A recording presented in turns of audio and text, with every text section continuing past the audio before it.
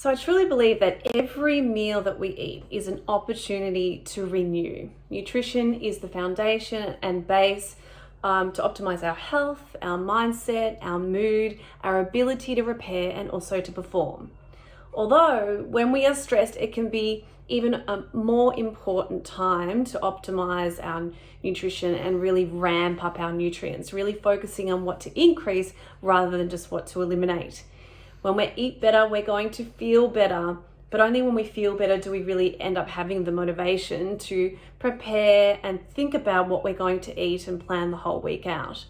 I truly understand that when we're feeling tired or stressed, we're going through a hard time or change in our lives, it can be really hard to know what to do, how to put all of that together, how to eat a variety of fresh, nutrient-dense meals. So over the years, I've done a lot of research on this because I've had to, when I was paralyzed 13 years ago now, actually,